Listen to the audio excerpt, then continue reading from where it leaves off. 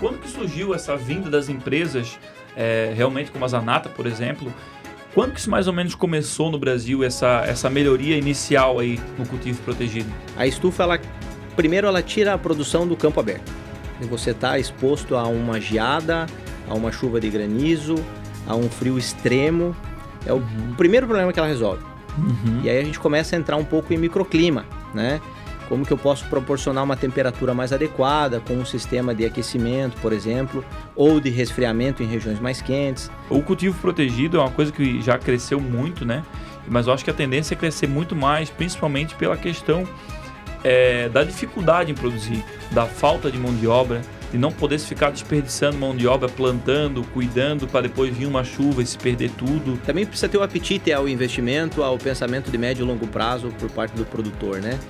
A gente é sempre muito convidado a pensar no curto prazo, mas... Imediatismo, né? Imediatismo, né? É natural da gente, né? Mas nesse tipo de investimento, como qualquer outro equipamento que você vai colocar no seu negócio, essa conta ela precisa ser pensada assim. Mas eu trouxe isso à tona justamente para quem está nos ouvindo, pegar o orçamento e não olhar o orçamento só preço versus metro quadrado, né? Perfeito. Tentar identificar para não sofrer isso.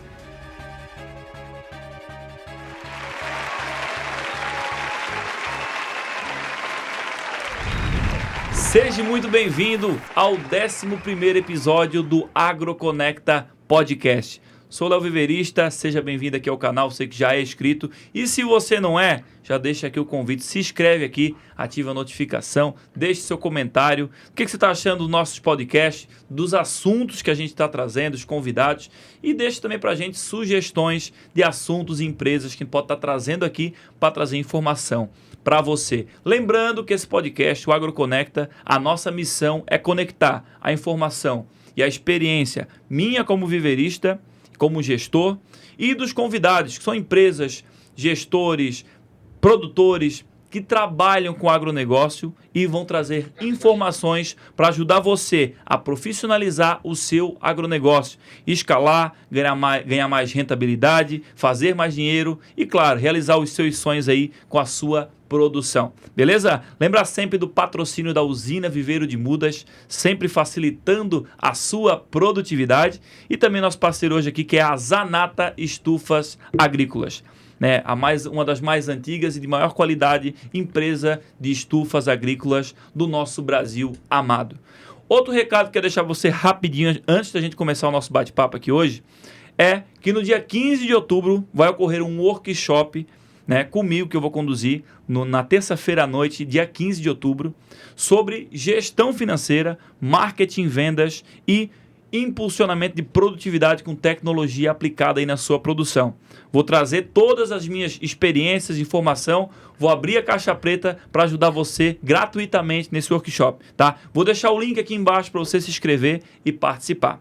Bora, vamos entrar então no assunto. Meu convidado de hoje é o Jenison Rodrigues, formado em administração e com MBA em gestão de negócios pela FGV.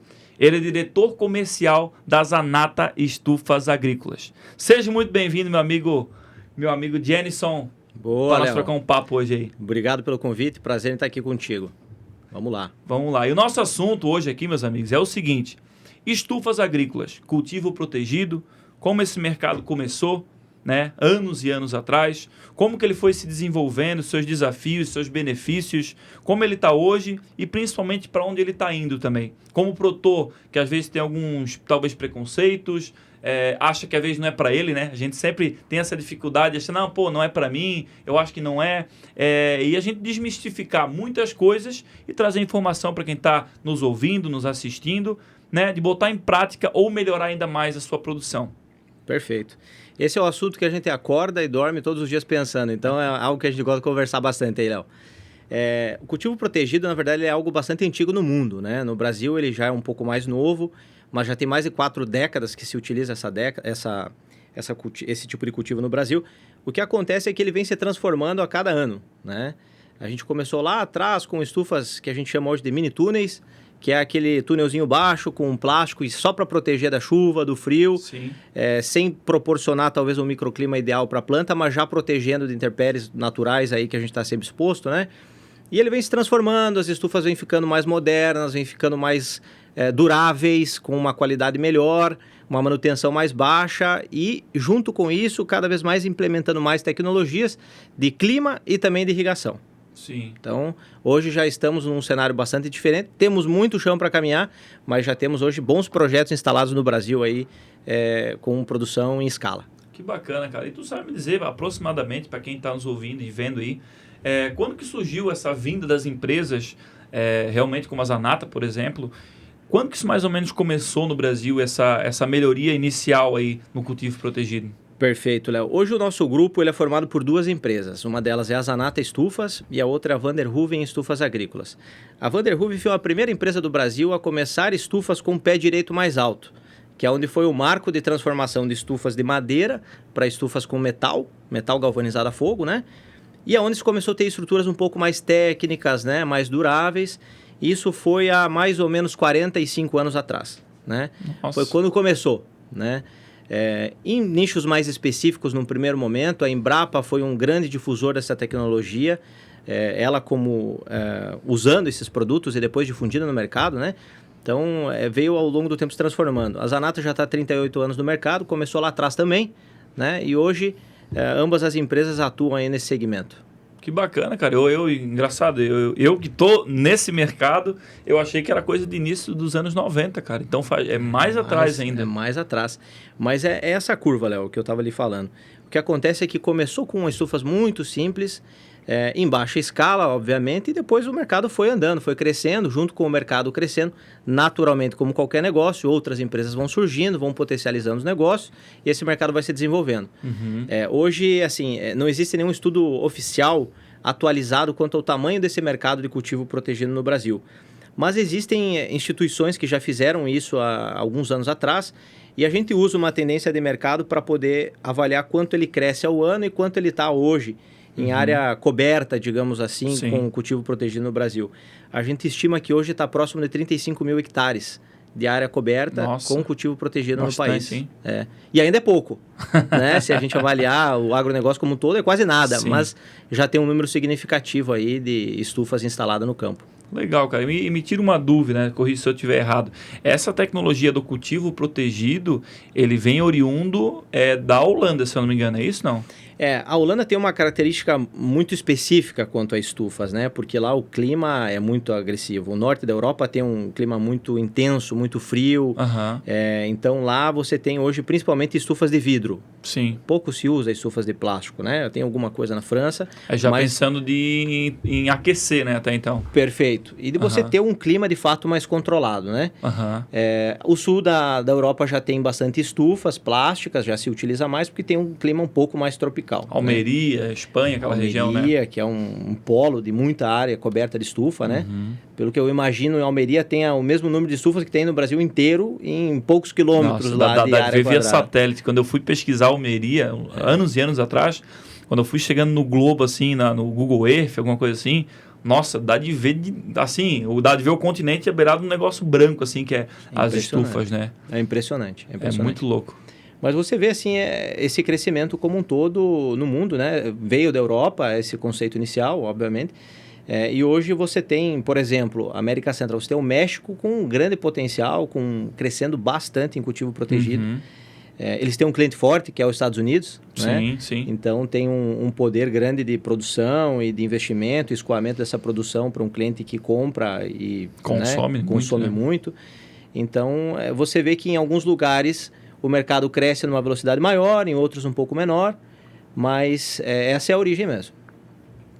Pensando aqui no Brasil, tá? Trazendo para a nossa realidade, quais problemas assim o cultivo protegido, a estufa em si, né? Quais problemas e ganhos que ele ajuda o produtor brasileiro, o produtor rural e o viverista na sua produção? Perfeito, ótima pergunta, Léo. Eu costumo pensar assim, de uma forma um pouco mais simplista num primeiro momento. A estufa, primeiro ela tira a produção do campo aberto. E você está exposto a uma geada, a uma chuva de granizo, a um frio extremo. É o primeiro problema que ela resolve. Então, a partir do momento que você tem ao menos uma estufa que tenha um plástico na cobertura, você já tem uma outra condição para essa planta, né? Então, esse é o primeiro passo da estufa. Então, o simples fato de você não ficar exposto a essas variações climáticas, você vê o que está acontecendo aí no Rio Grande do Sul, aconteceu nos últimos meses, por exemplo, né? Cara, não tem nenhum tipo de produção que aguenta uma alface em solo, uma situação do que aconteceu lá, por exemplo, né? Então, a partir do momento que você tem uma estufa, você já fica menos exposto, o teu risco diminui imensamente, né? Depois que quebra esse primeiro passo, que é colocar a estufa, aí você tem muitas alternativas de melhorar as condições para a planta. E aí a gente começa a entrar um pouco em microclima, né? Como que eu posso proporcionar uma temperatura mais adequada com um sistema de aquecimento, por exemplo, ou de resfriamento em regiões mais quentes. Ou como você, no caso da usina lá, tem um sistema de sombreamento, por exemplo, para que no pico de calor, no pico de sol, você consegue tanto quebrar um pouco a temperatura, como também dar uma estabilidade de iluminação para a planta, você ter uma sombra no excesso de luz durante o dia. Então, tem N equipamentos aí que a gente pode usar para poder favorecer esse microclima. Mas o primeiro passo, e normalmente é aí onde está a maior área dessa área que eu comentei como área coberta do país, é o que a gente chama hoje de guarda-chuva. Quem vive no mundo de estufa chama de guarda-chuva. Então, é uma estufa com um plástico em cima. É engraçado que a estufa, né, a plasticultura, realmente, na minha visão, ela tem esse primeiro ponto inicial, principalmente do produtor que sai do cultivo a campo aberto e quer botar o guarda-chuva, como você falou, né? E depois, se ele fosse aprofundar, e essa nossa intenção hoje aqui é aprofundar, trazer para o produtor e para o viverista, dizer que não. A plasticultura, a estufa, ela não é apenas só proteger da chuva. Tem um universo de coisas que quando tu descobre, e nós vamos trazer essas informações aqui, aí tu começa a dizer, não, pô, a estufa é uma ferramenta, assim, essencial e que muda muita coisa, né? É controle de temperatura, controle de luminosidade, é controle de inseto, é controle de umidade, é controle disso, daquilo, e coisas que facilitam, né, o Jenison, em relação à qualidade do produto em si, na verdade, né? Porque uma das maiores dificuldades, primeiramente, produzir na rua, a campo aberto, é a chuva em excesso. Então, tendo o plástico, tu já soluciona essa questão. Ok, mas outros problemas que tem na rua, e o plástico tem na rua, e só o plástico não resolve. Né? Vamos dizer assim. Então, essas outras tecnologias acabam contribuindo para resolver, né? Perfeito, totalmente. O que eu sempre gosto de imaginar? Hoje, uma estufa ela pode ter o clima controlado no detalhe. 1 grau a mais, 1 grau a menos. Se você quiser, você consegue fazer uma estufa que controla. Tem o seu custo, né? Lembrando. Tem o custo. Aí entra uma coisa importante. Tem que se avaliar até onde que aquela cultura, aquele modelo de comercialização que o produtor tem, suporta investir dessa maneira, né? Porque hoje a gente vive um cenário de taxa de juros básica alta, diferente da Europa, por exemplo, que trabalha com juros zero negativo, ou trabalhou até pouco tempo atrás. Mas se fizesse no Brasil, ia até alface a 50 centavos, acho. Perfeito. Uma coisa gera outro desafio, né? Um desafio gera outro. Coisa leva outra, né? Mas aí o teu poder de investimento, ele também fica um pouco limitado, porque você tem um custo alto do dinheiro, né? A conta tem que fechar, né? A conta tem que fechar. E eu acho que isso é a principal pergunta que o produtor deve se fazer hoje, né? A conta vai fechar?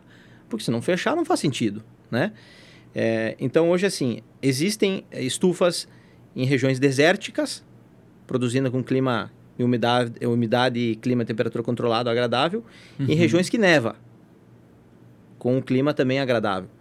Então, tudo é possível dentro de uma estufa, né? O que precisa ser avaliado é até onde vale a pena para determinadas culturas ou o formato de comercialização aí que essa empresa rural ou esse produtor rural utiliza, né?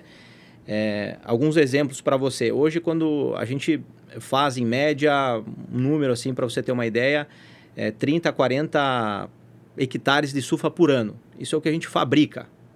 Nossa fábrica industrializa 30 a 40 hectares de estufa por ano. Dos mais diversos níveis de tecnologia que você possa imaginar. É interessante, estava comentando comigo aqui antes de a gente começar, que eu acho interessante trazer os níveis de estrutura que tem, né? Tu comentou, tem uma mais básica, uma intermediária e uma alto padrão, né? Perfeito. Que daí vai depender da cultura que a pessoa vai plantar, qual a exigência daquela cultura e também a parte financeira, né? Perfeito, perfeito. O que a gente separa hoje, tá? Para a gente poder tentar trazer isso por uma realidade visual, vamos chamar assim. O básico é o guarda-chuva, que é o que nós vínhamos conversando. Então, a estrutura coberta com plástico, no máximo com uma tela perimetral que vai te proteger de alguns insetos pequenos, dependendo da tela e da cultura que você tem lá dentro, ou até de pássaros, algo do tipo. Isso tudo é avaliado de acordo com a cultura que vai ser colocada lá. Depois, um segundo passo, e a gente chama de média tecnologia, é a estufa que já tem algum nível de sensoriamento. Você não controla ela mais toda manualmente, você tem lá um sensor de luminosidade para abrir e fechar o teu sombreamento, por exemplo, né? Ou um sensor de temperatura para ligar, em casos de alta temperatura, um sistema de nebulização, né? Para que você tenha uma redução da temperatura e um aumento da umidade. Quando você começa a colocar esses equipamentos que te ajudam a tomar decisões que não dependem de você ir lá e apertar o botão, ou ir lá e mexer a manivela do sombreamento. Até porque na correria, às vezes, não se faz. Não se faz, né? A estufa já começa a se caracterizar como uma estufa de média tecnologia. E lá dentro você já tem alguns acessórios a mais do que simplesmente o plástico e a estrutura metálica, né? Sim. Até você chegar numa alta tecnologia. Uma alta tecnologia é uma estufa que você tem o clima todo controlado. Você vai definir ali dentro parâmetros de temperatura e umidade, que são os mais críticos, eu diria, né? Hoje, quando a gente pensa em uma estufa, são os mais críticos. Temperatura, umidade e talvez vou adicionar aqui luminosidade. Sim. Né? E aí você tem sensores e equipamentos que trabalham para você chegar na sua meta. Olha, vamos citar um exemplo seu lá. Na sua estufa você quer, em média, ter uma temperatura de 28 graus com uma umidade de 30% a 40%, 50%, por exemplo, né? Todos os sistemas que você colocou lá dentro para que atuem nessas variáveis, eles vão se conversar e vão trabalhar para que mantenha aquela média que você projetou. E se alguma coisa sair errado, ele vai te avisar. Sim. Né? Então, hoje a gente tem sistemas, tem um software, inclusive, que além de gerenciar isso, ele é um aliado, porque ele te avisa quando algo sai errado. Sim. Ou, por exemplo, quando você tem uma queda de tensão em um determinado motor, uma bomba não aciona, para que você possa ir lá de forma física e Sim. resolver o problema, né? Então, aí você já tem uma estufa de alta tecnologia. E o principal é o produtor, quem está nos ouvindo, né? Produtor, viveirista, entender sua realidade, né? Eu acho que o cultivo protegido é uma coisa que já cresceu muito, né? Mas eu acho que a tendência é crescer muito mais, principalmente pela questão da dificuldade em produzir, da falta de mão de obra, de não poder se ficar desperdiçando mão de obra, plantando, cuidando, para depois vir uma chuva e se perder tudo. E tu teve todo o custo com aquela produção e não colheu nada. E o cultivo protegido ele acaba meio que sanando essas dores, né? Por isso que cresceu tanto nos últimos anos. Perfeito. Só que a dificuldade às vezes o produtor, ele acha que não, já falei e repito, produtor viveirista, não, essa estrutura da Zanata aí, isso não é para mim. Isso é muito caro. E uma coisa que eu quero trazer um testemunho meu aqui, pessoal, é que a questão que caro e barato tá muito a ver de quanto que aquilo vai te entregar de segurança, qualidade, quanto que aquilo vai te auxiliar para economizar mão de obra e ganhar qualidade. E a longo prazo, a gente tem até hoje algumas estufas mistas, que a gente chama, né? Pé direito de madeira, arco de metal e tal, bancada de madeira, algumas coisas assim. Só que qual que é o ponto? Uma estufa dessa, se ela dure bastante e tal, vai durar 10 anos, 12, 15. E eu vou ter que fazer o quê? Manutenção. Aí eu vou ter que fazer manutenção de uma estufa que está em produção. A gente nunca tem espaço sobrando, graças a Deus. Sempre está na correria, tu sabe muito bem disso. Perfeito. Os apertos dos nossos projetos, né? Sei. Sempre é para ontem. Então, assim, ou seja, tu vai ter que trocar o carro, o pneu do carro com o carro andando. Então, vai ser um transtorno gigantesco. Já se fosse de metal, toda de metal galvanizada a fogo, a longevidade... Eu vi uma estrutura em São Paulo agora, quando eu estive na Hortitec, visitei um viveiro lá, no interior de São Paulo, a estufa tinha 30 anos. E tu olhava assim, não, mentira, isso não pode ser. Parece nova. Então, essa economia a longo prazo, né, é um ganho que tu não vê. É uma economia que tu não vê. E o famoso barato, às vezes, sai caro, e o investimento bem feito não sai tão caro assim, né? Perfeito, Léo. O que a gente vê, assim, os próprios projetos de estufa, com o passar do tempo, eles foram se aperfeiçoando. Eu tive a felicidade de, há uns 60 dias atrás, visitar um produtor no sul de Minas, que tem uma estufa nossa instalada há 40 anos. Nossa Senhora. Se pagou já, será? Ele falou? Eu acho que sim, eu acho que se pagou. Viu? E aí, obviamente, ele tem muitas outras estufas, né? Mas essa estufa é icônica, né? Então, tem muitos anos que está lá. E até um relato surpreendente dele é que é a estufa que mais mantém o plástico em cima dela. Que menos estoura plástico. Você sabe que isso é um problema, né? Ah, nem me fala. Normalmente ele estoura domingo depois do almoço, né? Nunca é no horário natural. E essa estufa tem essa característica. Mas o que acontece? A gente, na medida que esse mercado foi se profissionalizando, a estufa se profissionalizou. Hoje a estufa ela é um projeto, né? A gente segue normas, ela está regulamentada pela BNT. Então, não é simplesmente um tubo calandrado em cima de 2 postes, pedaços de tubo. Não tem nada disso. Cada projeto que a gente faz hoje, obviamente que existem modelos que a gente tem como um padrão validados e são replicáveis, modulares, né? Que é o que a gente costuma dizer que a estufa é toda modular. Ele é um projeto que foi calculado com um memorial de cálculo por um engenheiro civil ou mecânico, validado, e que depois de fabricado, ele vai para o campo e ainda é atestado tecnicamente por um engenheiro, para que esse equipamento, de fato, cumpra com o que ele vem prometendo. E hoje a gente, quando pensa numa estufa metálica, a gente sabe que o grande desafio inicial é o primeiro investimento, né? Quando a gente passou o período da pandemia, né, alguns anos atrás, que quem é do agro sabe, o que se tinha se vendia. Sim, tudo e a questão, se vendia, e o mercado custo, super, né? E o mercado superaquecido, não importava o preço, se vendia. A gente tinha também um fator adicional naquele momento, que era a taxa de juros baixa, né? Isso facilitava também, porque, poxa, antes de eu deixar meu dinheiro parado rendendo 2%, 3% ao ano, eu vou investir em algo que vai me dar um retorno maior, né?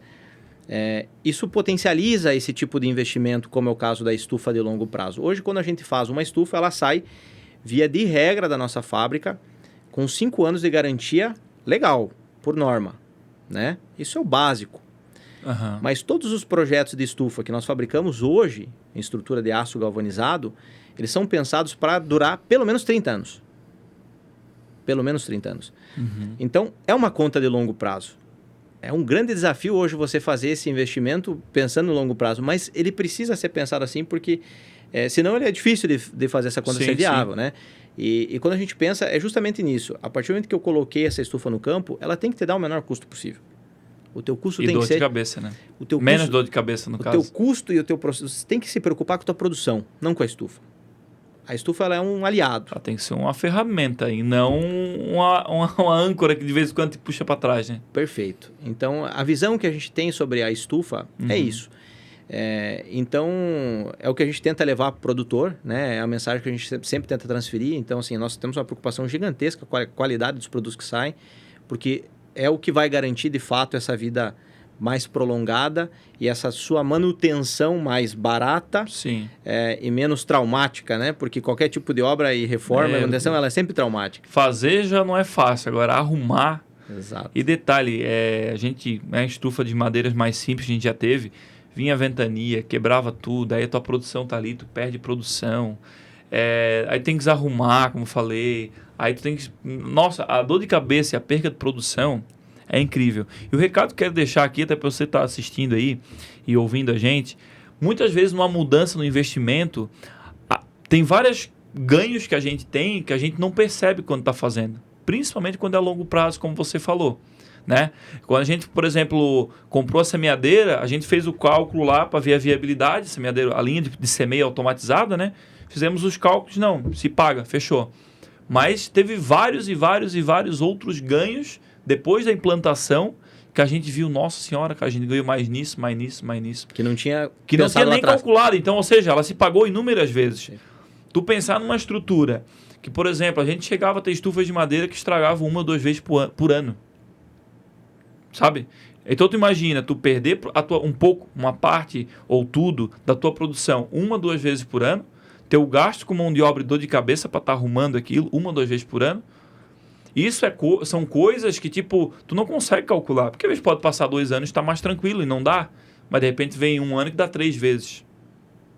E daí a gente tem essa divisória lá na usina em relação a desde o momento que a gente começou com estufas metálicas, com estirantes, planejadas, estufas que fazem seguro, por exemplo, que hoje, até hoje a gente não precisou acionar, graças a Deus.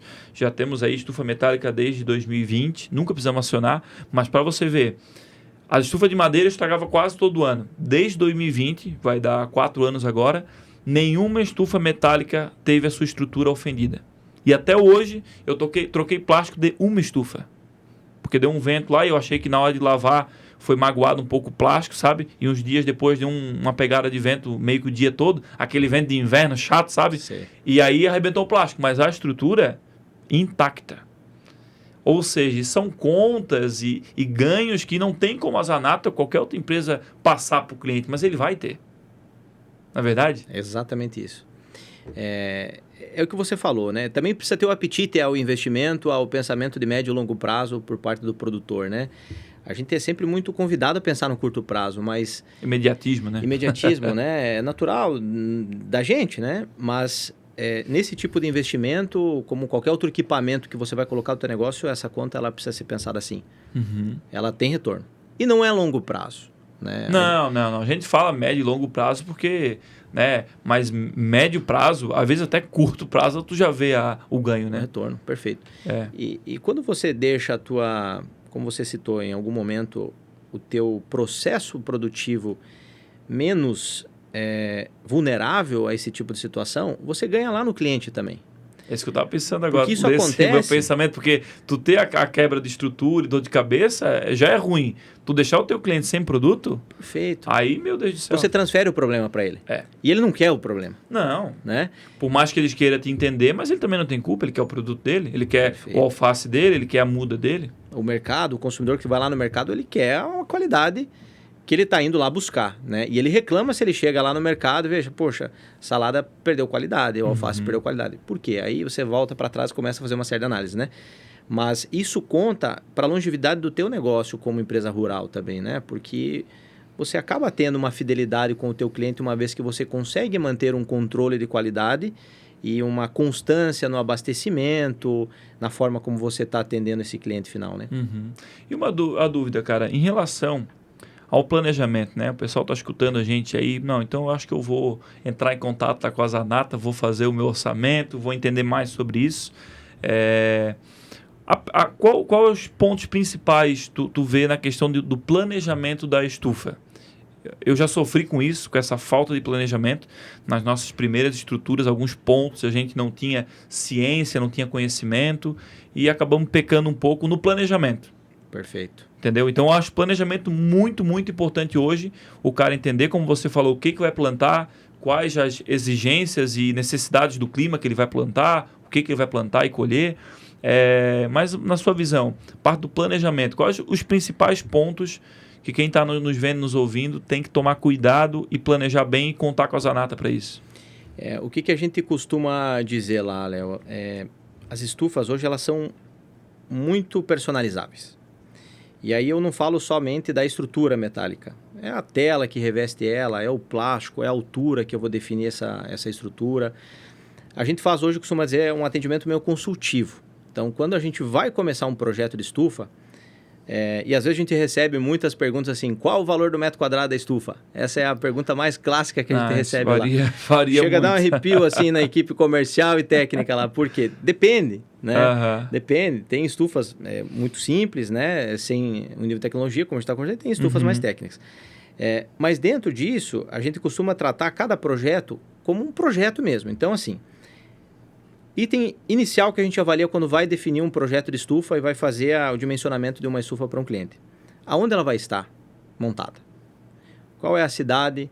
Como é a topografia desse terreno? Ela está mais exposta a vento? Está menos exposta ao vento? Está no alto de uma montanha? Está embaixo?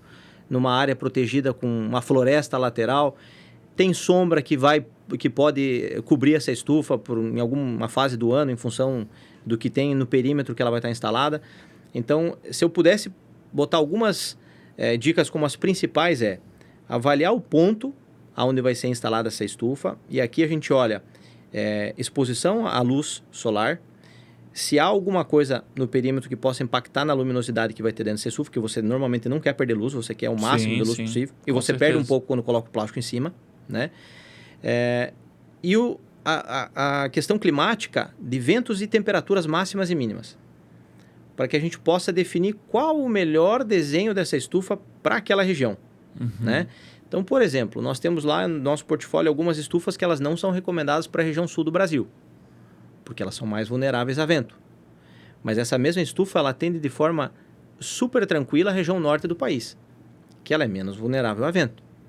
Mas mesmo dentro dessas regiões, a gente não pode ser generalista, porque às vezes eu estou no sul, numa área que está toda cercada, protegida, eu estou com uma área relativamente segura do ponto de vista de exposição. Então eu posso, de repente, avaliar esse caso e ali fazer uma sugestão de uma estrutura mais leve ou mais pesada, né?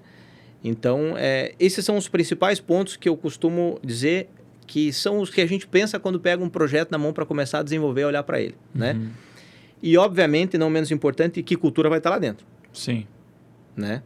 Porque com isso a gente consegue juntar todas essas características locais, olhar para dentro de casa e ver nosso portfólio de projetos e produtos e começar a montar como se fosse um Lego quais são as características ideais para aquela cultura, né? Então, é assim que a gente normalmente conceitua um projeto. E nessa fase, a gente gosta muito do contato com o produtor, porque ninguém melhor do que o produtor para dizer o que está acontecendo ali, o que ele espera, qual a expectativa dele, ou qual a necessidade daquela cultura que ele está produzindo ali embaixo, né? Então, é um trabalho realmente a pelo menos 4 mãos. Sim. Né? E a intenção, principalmente do clima que tu falou, né? A gente aqui no sul do Brasil, a parte de vento, por exemplo, aqui, quando vem ciclone, várias questões aí que se a estrutura não for reforçada, assim, dá muito BO. Inclusive, outra coisa que tu falou em relação que é importante, preço de metro quadrado e tal, uma coisa que eu gostaria de trazer para o pessoal que tá vendo a gente aí, é em relação a cuidar dos detalhes do projeto. Por quê? Se você olhar o preço apenas do metro quadrado, por exemplo, fiz orçamento com a Zanata e fiz com outra empresa. A Zanata deu um valor aqui de R$200 o metro quadrado, por exemplo, da estrutura aqui. A outra empresa deu R$150 o metro quadrado. Mas qual que é a largura do pé direito? É 7 ou é 9? Qual que é a galvanização? Qual o grau da galvanização? Qual que é o peso da estrutura em si? Pede para a Zanata e pede para outra empresa. Quanto vai dar em peso de aço essa estrutura? Quanto que, cara, várias e várias coisas, porque a gente não percebe essa diferença na hora do orçamento. Porque na hora do orçamento, a maioria das empresas, elas vendem metro quadrado, como você falou. É um pacote. Tá aqui o pacotão. Aí tem um monte de coisa que o produtor, o viverista, não entende nada, que tá escrito lá, vários números disso, metragem daquilo e polegada. Tu olha aqui lá, é igual o lê grego, né? Mesma coisa, latim, ninguém entende nada daquilo. Só quem tá projetando. Mas quando você vê a diferença, e a gente viu, né, fazer uma propaganda gratuita aqui, a questão que a gente viu na prática, a diferença de uma estrutura para outra é gritante, totalmente gritante. E às vezes aquele velho ditado, de novo, o barato, um pouco mais barato, às vezes sai caro, a longo prazo, né? Perfeito. É justamente isso. Tu vê, pegando o gancho do que você falou aí, uma estrutura metálica hoje de estufa, ela é projetada para quando ela tiver exposta a um clima extremamente agressivo, vamos chamar assim, uma rajada de vento intensa, para que o plástico que está em cima dela se solte e ela fique. Sim. Né? Uma estufa que você tem uma estrutura montada que não está com o plástico em cima, pode passar o vento que for na frente dela e nela vai passar. O dia seguinte bota o plástico e vai vida embora, que segue. Né? Então, você vê que esse detalhe, muitas vezes, é algo que a gente pensa lá no projeto, pensando em tudo que a gente falou ali atrás, aonde que vai estar essa estufa, qual que é o modelo do ar que eu vou colocar, qual que é a largura do pé direito, como você mesmo mencionou. Sim, eu vou colocar um mais econômico, um mais reforçado, eu posso usar um mais econômico nesse caso ou não. O nosso objetivo não é fazer o produto ficar mais caro, vamos chamar assim, né? É deixar ele de forma adequada para aquele lugar. Porque eu não estou fazendo algo para 2, 3 anos, é para 30, né? Então, é essa a visão que a gente tenta passar, né? O nosso objetivo é tentar levar isso ao mercado, mas de fato é um grande desafio, porque às vezes não tem nem tempo. No dia a dia, Sim. Você está lá tocando a usina, na correria do dia a dia, a gente entrar em tantos detalhes, como você mesmo falou, Sim. polegada, isso, aquilo, Hoje eu falo isso porque a gente já errou nisso e aprendeu, graças a Deus, com o erro. Mas eu trouxe isso à tona justamente para quem está nos ouvindo pegar o orçamento e não olhar o orçamento só preço versus metro quadrado. Né? Tentar identificar para não sofrer isso, sabe? E essa questão também, Jenison, em relação ao longo prazo, sabe? Como você falou, às vezes é por causa de 30, 40, 50 mil. Quando a estrutura que a gente descarregou agora semana passada e vamos estar montando o mais breve possível, se Deus quiser, agora até final do ano. Nós chegamos no ponto aí, o meu sócio Zé Vitor, a gente vai fazer novamente arco treliçado, que a gente montou um ano passado pensando em enxertia, queria fazer mais robusto, e fizemos arco treliçado, aquele estirante de vocês rígido, estirante U, né? É em perfil enrijecido lateral, né? Cara, sensacional, aumenta a metragem da estufa, é muito bom. Nessa nova estrutura, o foco era mais para brasca, folhosa, algo mais simples, vamos dizer assim, né? Não tão exigente, mais barata a produção. O que nós vamos fazer? Vamos fazer tubular, o arco, vamos fazer assim, vamos fazer assado. Fomos pensando, fiz alguns orçamentos com vocês até desses outros modelos para ver quanto é que ficava. Saía mais barato metro quadrado. Qual foi a conclusão que a gente chegou? A gente gastou mais ou menos para fazer treliçado o arco, por exemplo, na estrutura toda mais ou menos uns 40 mil reais a mais. Mas qual que é a conta que a gente fez? Cara, a estrutura com o arco tubular, como é que é o nome daquele formato lá? Oblongo. Oblongo. Muito bonita essa palavra. Vai ser muito boa, vai ser forte. Pô, muita gente usa e é muito bom, tá? Mas, cara, se vier um vento, mas Léo, mas tem seguro, o seguro vai cobrir, cara, mas é a dor de cabeça, cara, o seguro vai cobrir, mas tu vai perder produção, tu vai ter que quebrar a cabeça com aquilo, tu não vai arrumar aquilo do dia pra noite, vai levar um mês e meio, sabe? Poxa, será que vale a pena economizar 40 mil aqui? Então. Qual o meu prejuízo se eu ficar um mês e meio tendo que arrumar isso aqui? Mesmo com seguro, mas prejuízo de produção, dor de cabeça, várias coisas. Aí a gente optou, não, vamos garantir essa bagaça aqui. Assim, tu dilui 30, 40 mil em 8 anos de parcela, cara, dilui ali, bota no negócio e vai embora. Perfeito. E aí, Léo, boa essa tua visão, porque assim, quando a gente olha onde você está, por exemplo, já estamos falando do seu caso, né? Uhum. Você está numa região que, de tempos em tempos, tem uma exposição a rajadas de vento bastante fora da curva.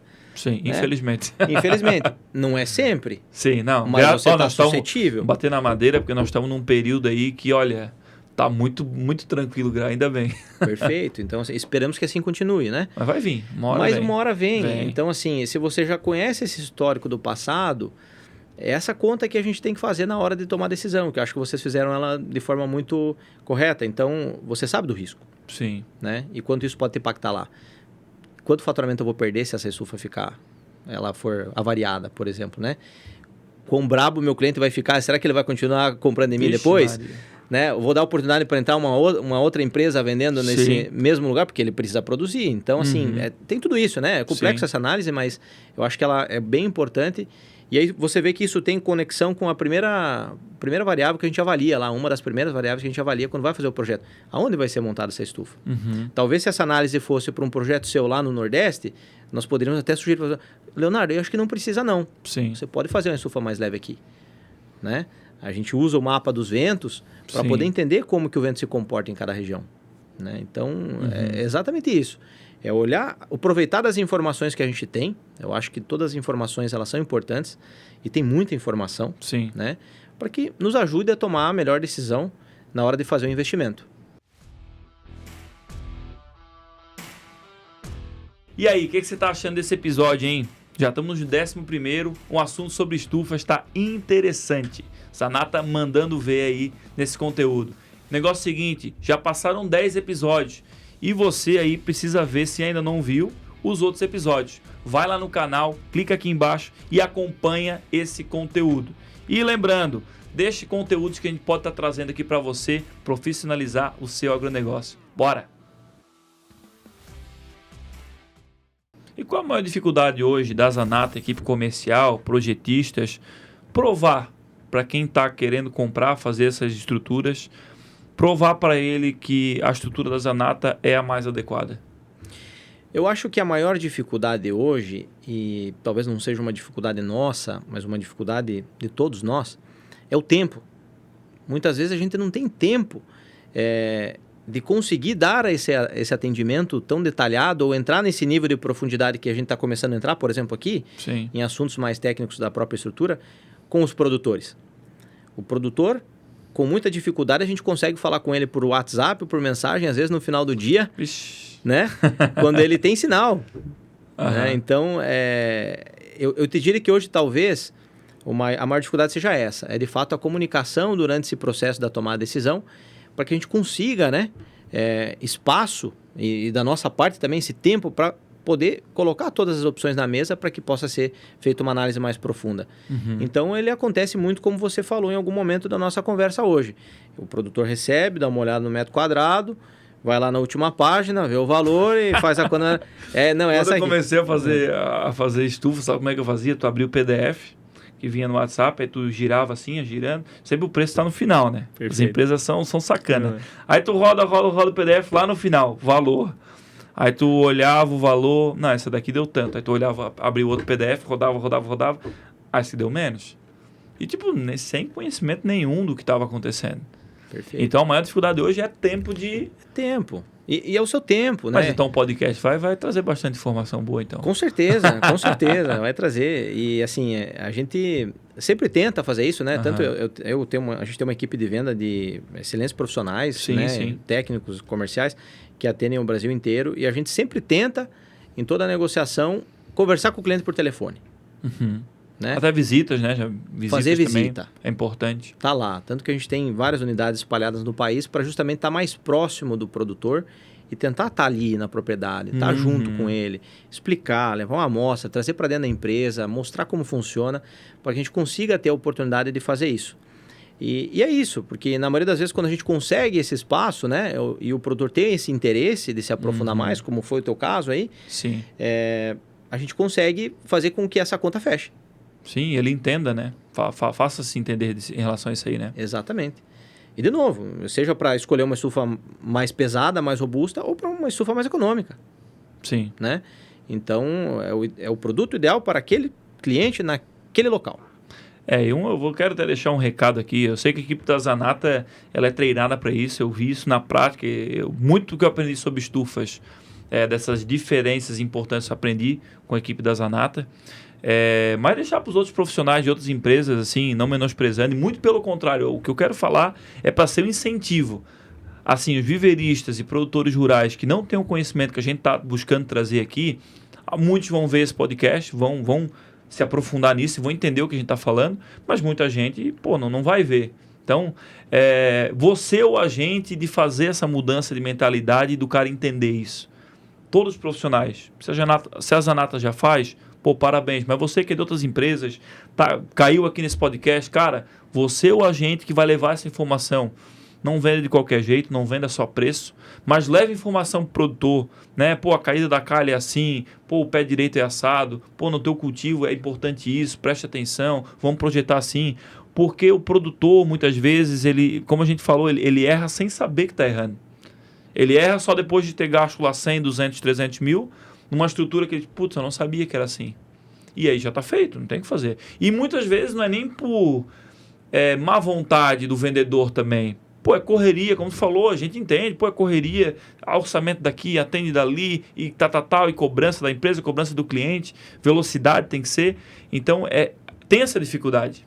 Isso é fato, né? Não é querer culpar outros vendedores, ou que seja, perfeito, ou outras empresas. Bem pelo contrário. A gente entende a correria, mas eu acho que a venda consultiva, nesse quesito, por ser uma coisa com valor bem elevado, vamos dizer assim, pelo custo, que é o aço e tudo mais, ela tem que ser uma venda assim, consultiva e de mostrar os pontos principais para quem está querendo fazer, principalmente pelas primeiras vezes, não tem esse contato mais aprofundado, sabe? Então é muito importante isso aí. Perfeito. A gente tem uma regra lá, Léo, que é assim, todo projeto, toda a demanda que chega de um cliente, ele passa por um projeto, onde é feito um desenho e uma visão 3D desse projeto, mesmo que ele seja um simples orçamento. Isso não tem custo nenhum para o cliente. A gente faz isso em todos os casos, porque a gente se cobra muito de ter esse pensamento, de fato, quando está começando o orçamento ali daquele negócio. Então, fica o convite aí, a gente está à disposição sempre que puder contribuir com alguma informação. Com certeza. Informação vale ouro, né, cara? Vale tudo. E uma pergunta, em relação à expansão do mercado cultivo protegido, a gente sabe, eu vou dar um exemplo da nossa região aqui. Claro que não é nessa linha de estufas metálicas e tal, mas no cultivo protegido, até estufas de madeira, túnel, como você falou, o nosso mercado aqui ele é muito volátil em relação a volume de área, sabe? Ele cresce muito, só que daí vem ventanias, tempos mais difíceis de vento e tudo mais, quebra muita coisa, dá muita perca, o pessoal, não, volta atrás, esquece o cultivo protegido, vamos para o cultivo a céu aberto. Isso é uma dificuldade aqui. Mas eu vejo muito isso ligado à qualidade da estrutura. Muito frágil, como a gente falou aqui, né? Claro. Estufas muito frágeis que quase qualquer vento, qualquer tormenta já dá essa quebra de produção, dor de cabeça, prejuízo, e ele desiste. Na galvanizada, isso acontece com menos quantidade de tempo, porque ela é mais robusta. Mas como é que está a expansão do mercado cultivo protegido, assim? Tu vê ele a médio e longo prazo crescendo cada vez mais para garantir qualidade e produtividade, controle do ambiente? Ou tu acha que talvez está saturando ou não? Como é que está?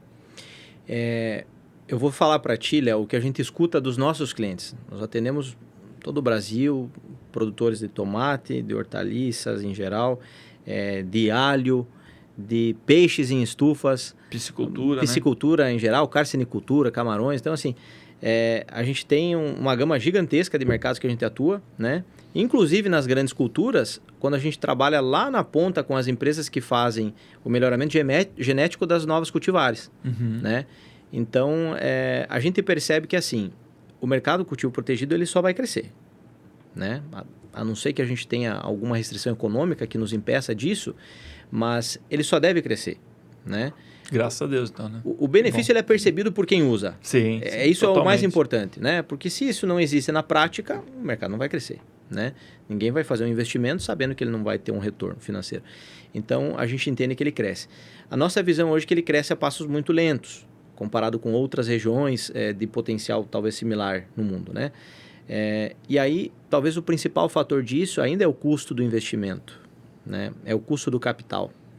Então, um incentivo maior de políticas financeiras, econômicas, que pudesse viabilizar isso em maior escala, talvez poderia ajudar com um custo menor desse dinheiro no tempo, né? Mas hoje ele ainda cresce muito dentro das condições pessoais de cada produtor, né? Ele não tem muito recurso para buscar no mercado. Comercial. Ele não tem ferramentas hoje de captar muito investimento para poder expandir de forma mais rápida. Mas ele cresce todos os anos, né? 5, 10, 15% ao ano. Talvez já chegou, hoje imagino que próximo a 10% ao ano, talvez ele esteja crescendo no Brasil. Interessante, eu acho que uma coisa que foi relativamente bem complicada em relação às estruturas metálicas de estufa foi a questão da pandemia, né? Foi. Ali eu lembro de fazer uma estufa antes da pandemia e uma depois. Impressionante essa fase. E não voltou muito, né? Voltou bastante, mas não chegou nem perto do que era antes, né, da pandemia. O mercado se transformou como um todo, né? E a composição, por exemplo, do custo de uma estufa, ela é baseada principalmente em 4 itens, né? Que são commodities. Sim. Aço, zinco, que é o material que faz a galvanização e o tratamento das peças metálicas, alumínio e plástico. Nessa ordem. Né? Esses são os principais custos que compõem o preço final de um projeto de estufas, né?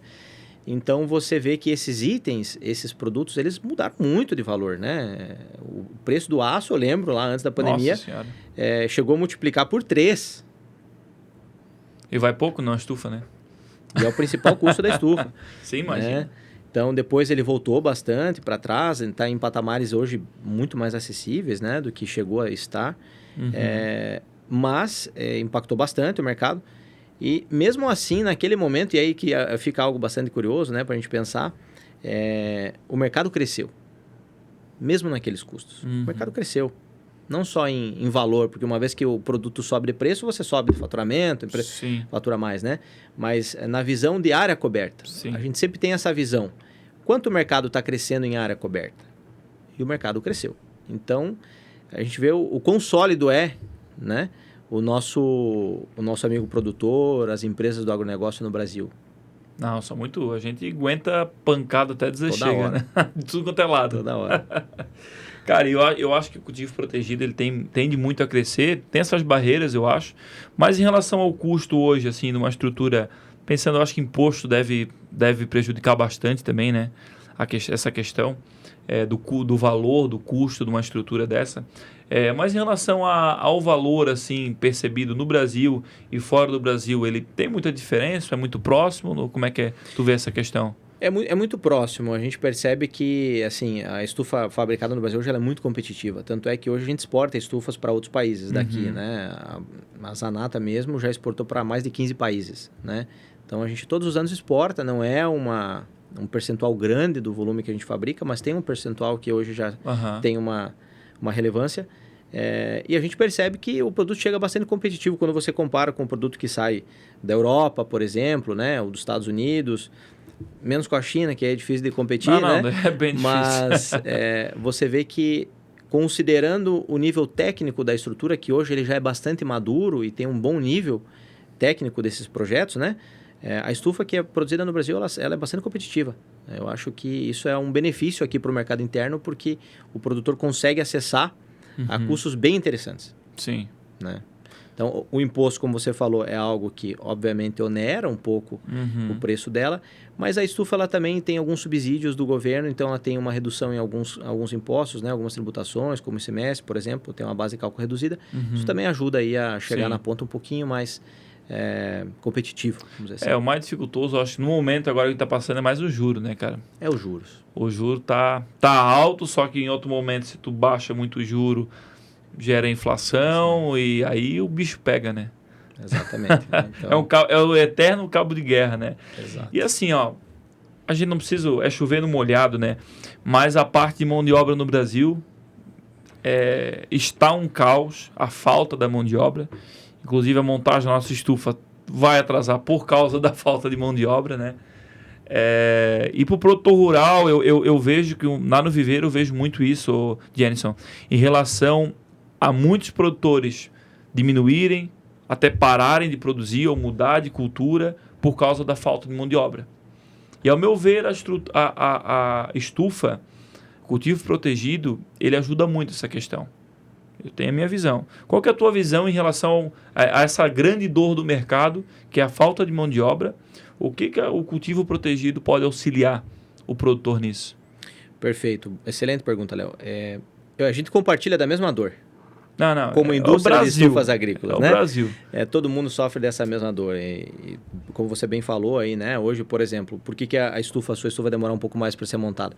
Porque na medida que aumenta o volume de venda de estufas, não aumenta a disponibilidade de mão de obra. Diminui, na verdade. Diminui, aí você tem mais tempo para poder fazer a execução disso, né? Com as mesmas pessoas, né? Por exemplo. Então, isso é algo que acontece.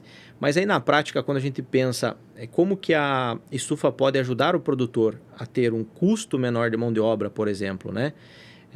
Ou até mesmo em ter uma condição melhor de trabalho, a gente avalia dentro desses dois aspectos. O primeiro deles é assim, trabalhar numa estufa hoje, por exemplo, que tem uma cultura do morango, numa bancada suspensa, é muito mais fácil de você reter um colaborador para trabalhar contigo do que você ter que estar exposto ao sol, mexendo no solo, né, abaixado o dia inteiro ali, né, fazendo manejo e tal. Então a gente percebe que hoje o próprio trabalhador quer condições melhores de trabalho.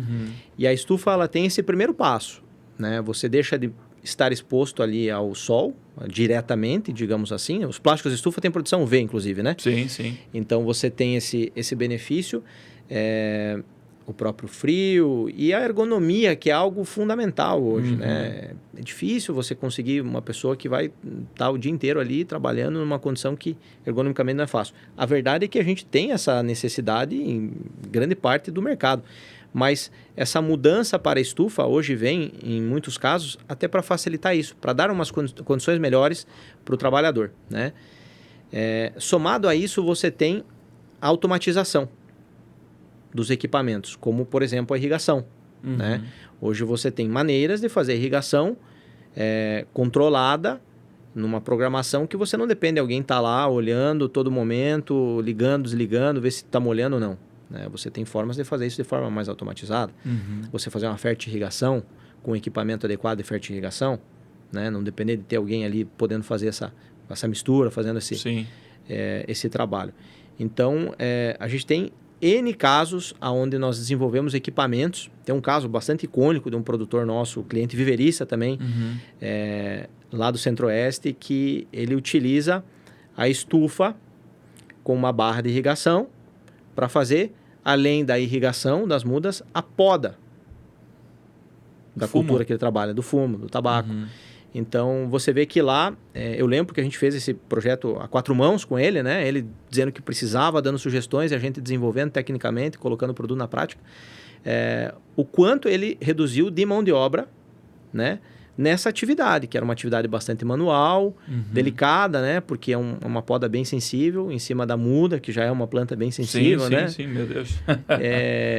E a gente desenvolveu um produto que ali deu condições dele ter menos pessoas dentro daquele mesmo espaço de produção para tocar aquela produção.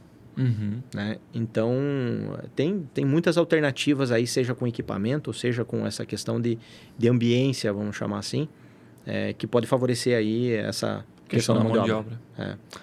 E a questão já entrando nessa parte assim, de eficiência, de novas tecnologias... Tem muita coisa vindo nova ainda mais, né, para o cultivo protegido.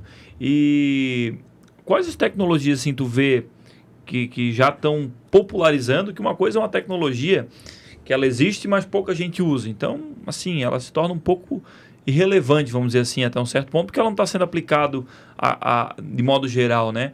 Mas o que mais se popularizou, ou tu vê que tem uma tendência de se popularizar e o pessoal botar mais em prática, para o pessoal ficar mais de olho nisso? O que a gente tem notado uma crescente é no que se refere ao controle do clima. Tá? Então, a gente, voltando lá atrás, né? Temos a estufa que está protegendo a chuva. Agora a gente já passa a pensar, em muitos casos, em como controlar melhor essa temperatura dentro da estufa. Né? Não ficar tão suscetível a essa variação de calor e frio que você tem nas diversas estações do ano. Né? Então, hoje a gente tem trabalhado muito com equipamentos para gerar calor e para gerar frio, que trabalham durante o ano em formas alternadas para que se mantenha uma constância naquela temperatura e tente deixar o máximo de tempo possível o clima ideal para a planta, que é o clima onde ela vai produzir mais. Né? E aonde que está o benefício disso? É produzir mais. Sim. Né? Eu tenho um investimento, eu preciso produzir mais para cobrir esse investimento e para que ele me dê lucro, me dê retorno. Então é sempre dentro dessa visão. Como que eu controlo melhor para aquela situação, para aquele local, para aquela cultura, o microclima lá dentro. E aí o que a gente tem visto acontecer é o aumento da tecnologia das estufas, né? Com esses equipamentos que eu mencionei e com um maior nível de sensoriamento, sensores dentro dela, para que você consiga, com o passar dos anos, ir aprendendo o que está acontecendo ali dentro. Né? Uma vez que eu tenho uma forma de controlar ou de medir ao menos como a minha planta reagiu em determinado período que a temperatura estava X e a umidade estava Y, eu consigo muitas vezes ajustar o manejo ou criar uma inteligência para ir na frente fazer algum ajuste e otimizar o meu fluxo de trabalho, né? A minha gestão aí de manejo, por exemplo. Então, a tecnologia sendo aplicada hoje às estufas é o que a gente tem notado que tem trazido retorno e tem crescido cada vez mais. E a automação, ela é uma coisa que vale todo o investimento.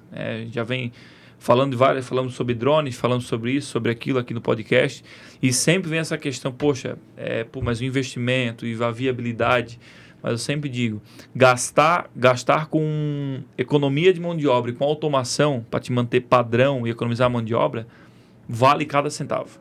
Todo centavo investido todo real, né? Centavo hoje em dia não vale para muita coisa. Ficou para trás. Mas todo o dinheiro investido em automação para ganhar qualidade e economizar a mão de obra vale totalmente. Tem retorno. E eu acho que essa escada, eu acho interessante a gente desenhar essa escada para quem está acompanhando a gente aqui, na minha visão, fazendo um panorama geral, assim. Primeiro ponto, o guarda-chuva, que é para proteger a sua produção da chuva, né? Sendo Perfeito. A muda, sendo o que for. Segundo ponto, eu elencaria a tela. né? Poxa, precisa ser uma tela anti-inseto? Não precisa. Ver essa necessidade. Segundo ponto, a durabilidade do material. Ver o material que vai te a longo prazo ter uma segurança, uma qualidade para tu produzir a longo prazo, né? Para tu não precisar estar refazendo ou tendo perca na sua produção. Segundo ponto, a parte da automação mais simples.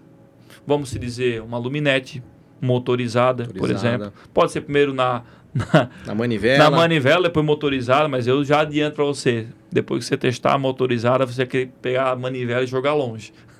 É o que a gente escuta. Não, isso é fato. Outra coisa, a luminete. Depois, cara, cortina lateral. Fiz a última lá com vocês, a manivela, agora vai ser motorizada. Já pensando em mão de obra, mas esses controles, sabe? E depois, agora, e por último, que é o mais tecnológico, a parte de irrigação tem tanto por aspersão, que funciona muito bem, a gente usa lá, mais uma irrigação por barra, para um viveiro de mudas.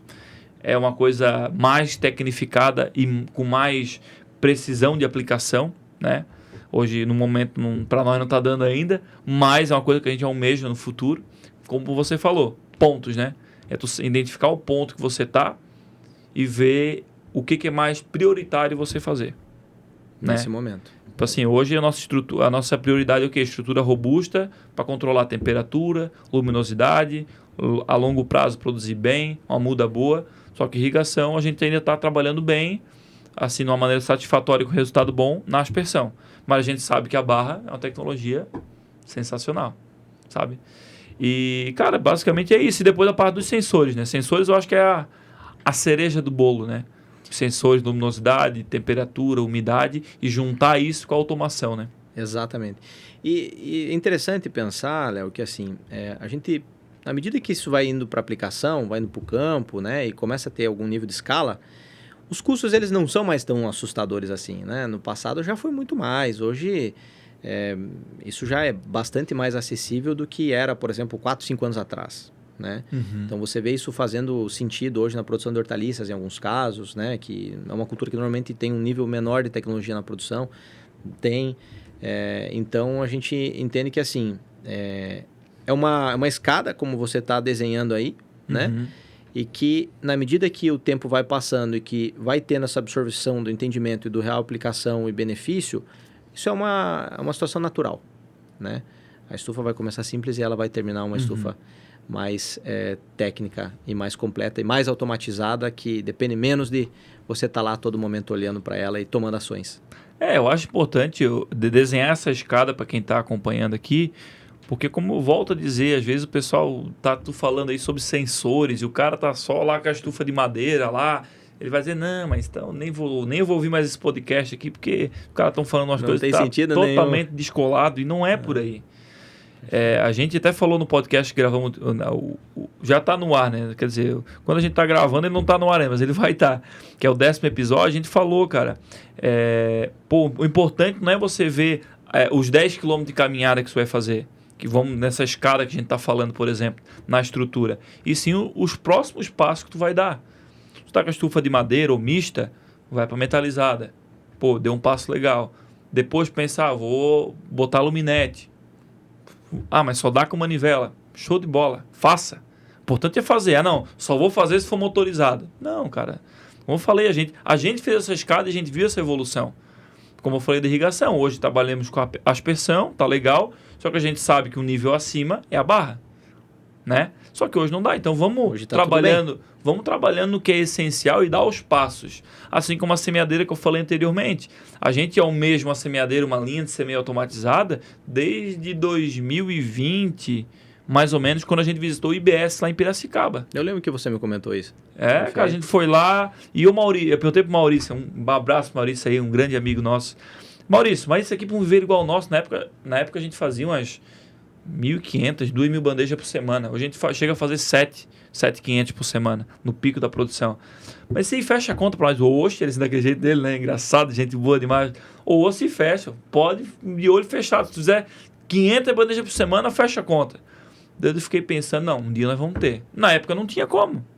Era um valor astronômico pra gente na época e não fechava a conta.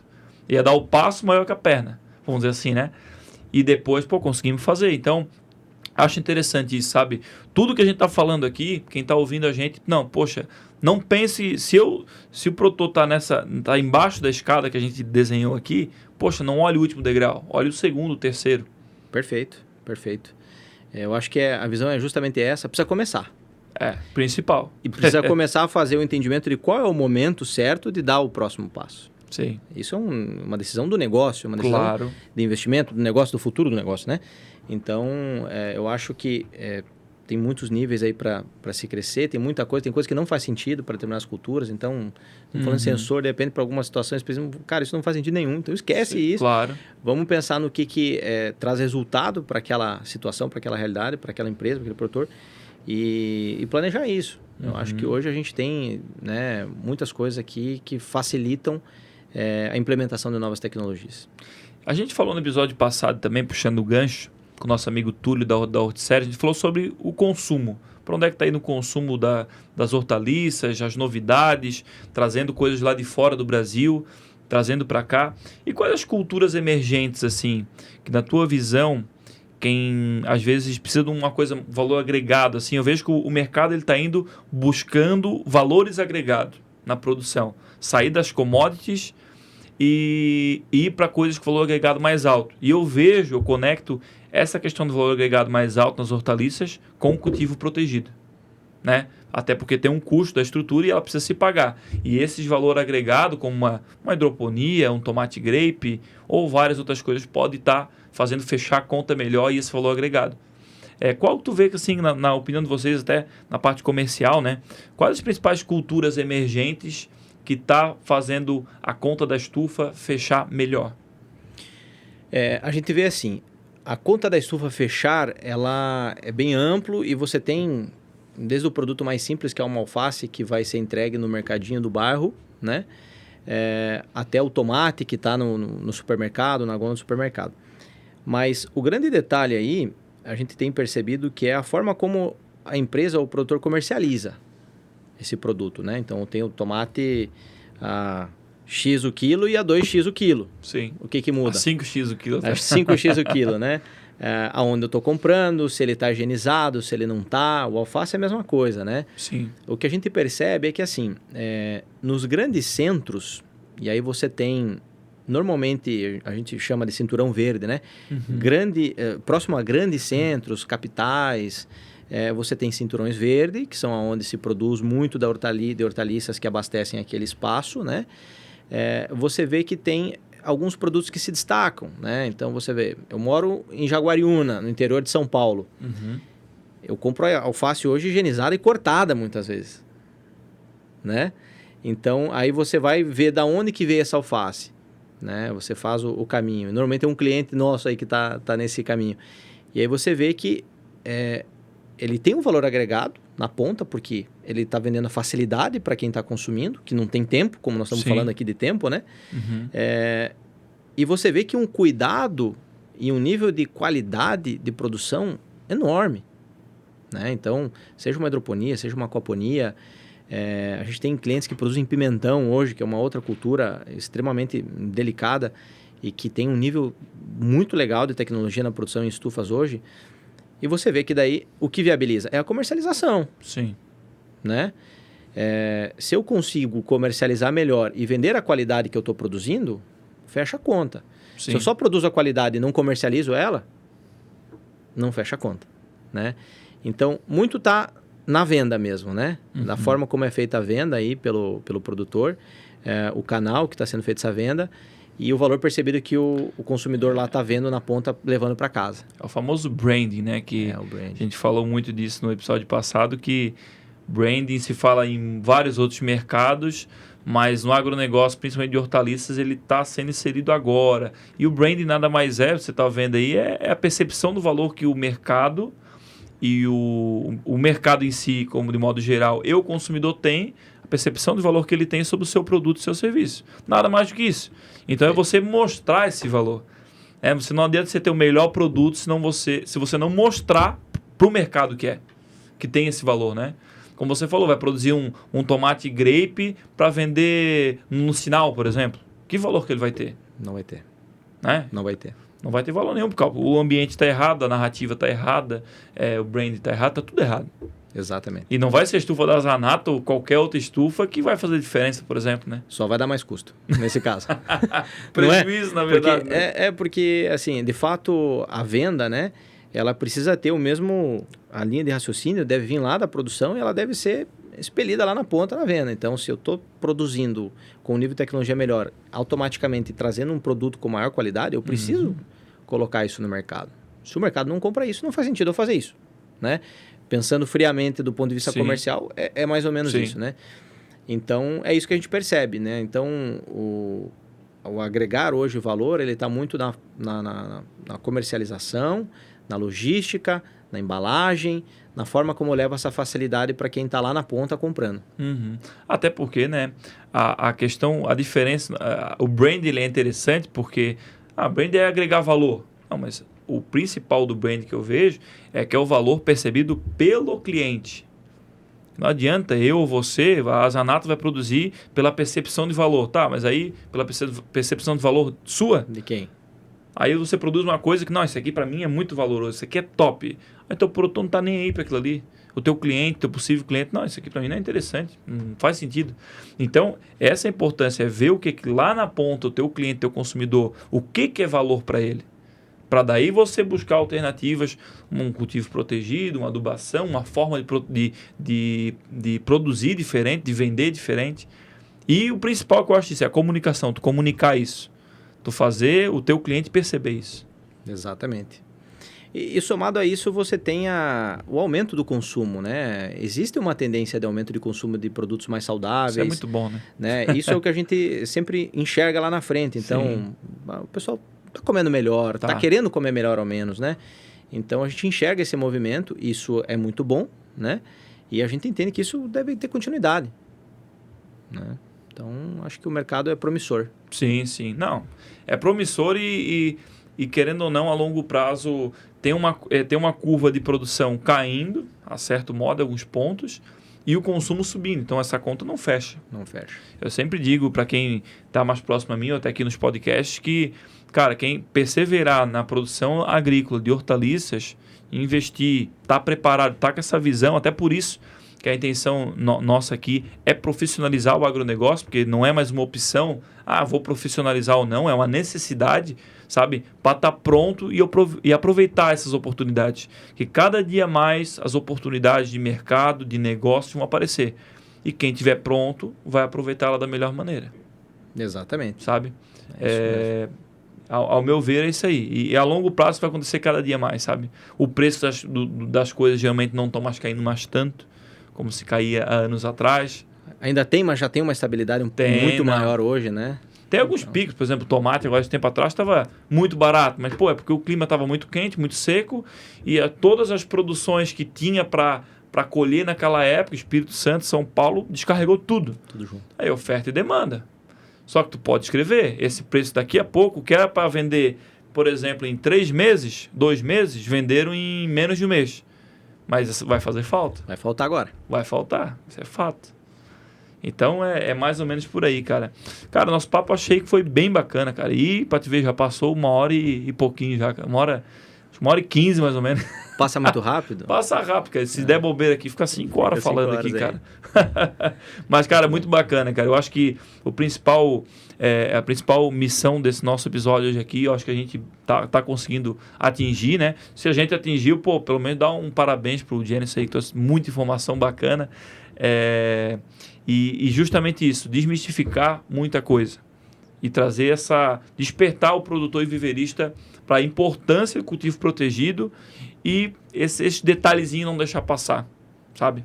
Perfeito. Acho muito importante. Ô, Denison, indo para Jenison, às vezes a minha pronúncia é meio ruim. Manezinho fala muito rápido. Cara. Normal. Não. É difícil acertar, cara. Eu sei disso. É igual o meu sobrenome, né? Kirchner. Tem que ser meio alemão para conseguir falar, senão exatamente. Não vai. Mas assim, na visão sua e da Zanata, quais as tendências de mercado? Para onde é que o mercado está indo? Pode linkar o cultivo protegido também, que a gente já falou bastante, mas de modo geral, qual a tendência de médio e longo prazo do cultivo de hortaliças, na opinião sua e na visão assim da Zanata e posicionamento de mercado? Muito boa pergunta. O que acontece? É difícil fazer essa análise, né? A gente tem um cenário muito amplo para analisar, mas em linhas gerais o que a gente entende que fundamenta é que preciso ter consumo para que esse mercado seja perene, né? E a tendência que enxergamos hoje é que o consumo tende a aumentar e, além do consumo aumentar, o nível de exigência desse consumidor está aumentando também. Então, ele quer um produto mais orgânico, ele quer um produto com menos agrotóxicos, é um apelo isso, né? Sim. Então, isso favorece, em partes, né, o mercado. Então, a gente entende que o mercado tende a crescer. É muito difícil dar um número, né? Ter uma estimativa disso. Mas a gente acredita que ele é um mercado saudável e que é um mercado que tende a crescer e de forma orgânica. Não acreditamos em um curto espaço de tempo um aumento muito acentuado desse tamanho, né, do mercado, mas que ele tende a crescer e continuar a se desenvolver e muito ligado à melhoria nos processos e aumento da tecnologia de produção. Né? A gente vê isso no campo aberto hoje de forma absurda, né? Como se produzia 10 anos atrás, como se produz hoje. É incomparável, né? E isso está acontecendo também na estufa, né? Então, a estufa também está passando por esse processo. O mercado de hortaliças, em geral, tem se desenvolvido bastante. E é isso. A gente é bastante otimista e confiante que esse é um mercado de grande potencial e que vale a pena. Né? Com certeza. Está todo dia aí empenhado em cima disso. É uma coisa que a gente lá na usina Mudas nunca tivemos medo de investir e sempre está melhorando, é por conta disso aí, cara. Dessa visão que tu trouxe, né? Dessa tendência. Cara, todo mundo tem que comer, ninguém vai deixar de comer. O mercado dificilmente vai cair, né? Ou ele pode estagnar um pouquinho ou crescer menos um ano ou outro, mas ele sempre está crescendo, o consumo sempre está crescendo e o povo precisa comer, ponto. E principalmente que essa alta da alimentação saudável, nutricionista, programa de TV, YouTube, várias coisas ajudam o nosso mercado. E não é um caminho sem volta. Depois que a população cada vez mais tem essa percepção da importância de cuidar da saúde e a alimentação saudável com hortaliças está totalmente ligada a isso, isso favorece muito o nosso mercado. E é um caminho sem volta. Depois, como diz, depois você vê, não tem mais como desver. Não tem. Entendeu? Então, a gente sempre teve, claro, fazendo conta, dando passo cada vez, priorizando os investimentos que tem que ser feito, mas sempre com essa visão de, cara, vamos fazer porque a gente tem que estar pronto para as oportunidades de mercado e para a gente dar conta da demanda que a gente está levantando e fazendo acontecer. E o produtor no Brasil, ele é muito resiliente, né, Léo? Tem que ser, né? É impressionante, cara. A gente vê assim, todos os anos, o apetite de crescer, de investir, de melhorar. Cara, isso é motivador. Então, a gente entende que é um mercado que ainda é muito composto por empresas pequenas, né? Pequenas e médias, mas ele é um mercado bastante profissional. Sim. Né? E que faz tudo com muito zelo e cuidado. Então, a receita é o sucesso, não tem jeito. E cabe a nós, né, tanto a Zanata quanto o nosso Verde Mudas, agropecuárias e tudo mais, contribuir com isso, sabe? Contribuir, ajudar a desenvolver e a fazer acontecer, né? Cara, negócio seguinte, desde já, assim, foi um papo sensacional, tá? Grande alegria ter você aqui na Ilha da Magia, aqui em Floripa, para falar para o Brasil inteiro. Vou dizer para ti, tá? Nossa audiência hoje tá muito concentrada, a maioria Sudeste, Nordeste e Centro-Oeste. Sudeste, Nordeste e Centro-Oeste. Meu amigo. Então, vamos falar pro Brasil todo aí, cara. E potências agrícolas. Claro, vamos profissionalizar aí nossos amigos produtores. Queria que você, olhando para essa câmera aqui, desse um conselho para produtores e viveristas de hortaliça que querem profissionalizar o seu agronegócio. Qual conselho você daria? O meu conselho é que a gente pense com bastante cautela e profundidade e que se cerque de boas informações. Eu acho que hoje, como está aqui o teu canal, um exemplo, né? Tem muita informação, às vezes é até a gente difícil classificar onde que eu olho, o que que eu olho, porque é tanta coisa, né? Hoje a gente tem acesso a tudo e ao mesmo tempo tem às vezes dificuldade de entender aonde buscar determinadas informações. Mas eu acho que canais como o teu, de quem está na prática, vive todo dia isso, né? Tem propriedade para falar, em empresas do setor, como tantas empresas boas que estão aí divulgando informações e conteúdos e muita coisa importante, podem ser a fonte desse conhecimento.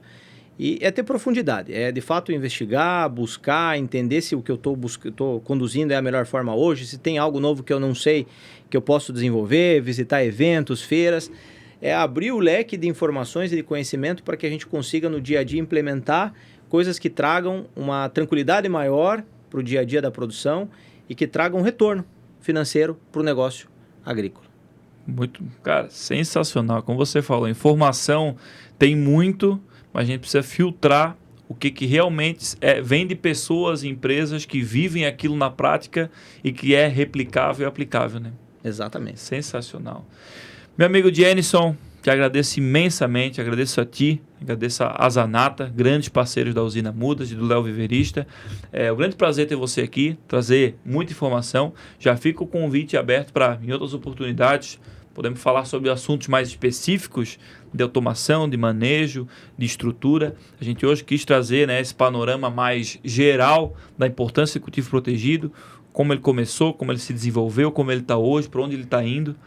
E acredito que a gente chegou com êxito aí no nosso resultado, que foi levar para o nosso amigo que está acompanhando aqui esse discernimento. Então, te agradeço imensamente. Espero que o pessoal tenha podido aproveitar toda essa nossa informação.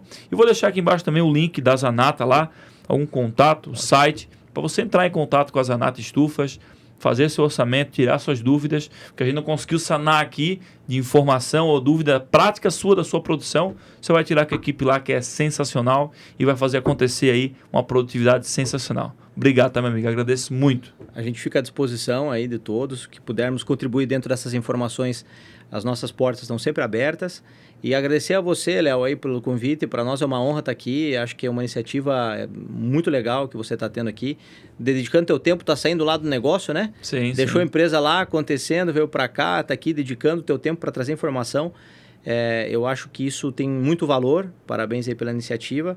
E para a gente é uma honra estar aqui. Espero que possamos aí, nesse pequeno intervalo de tempo, aí, ter contribuído com alguma coisa que seja relevante. E o que faltou, a gente está aqui à disposição para uma próxima bate-papo. Beleza, cara. Obrigado. E até a próxima. E você que não é inscrito no canal, deixa o recado final. Se inscreve no canal aqui. Fala, foi massa o conteúdo? Contribuímos? Se sim, diga que sim. Se não, diga que sim também, para pelo menos a gente ficar contente. E é isso aí, cara. Fique com Deus e até o próximo episódio do Agro Conecta. Profissionalize o seu agronegócio. Bora para cima.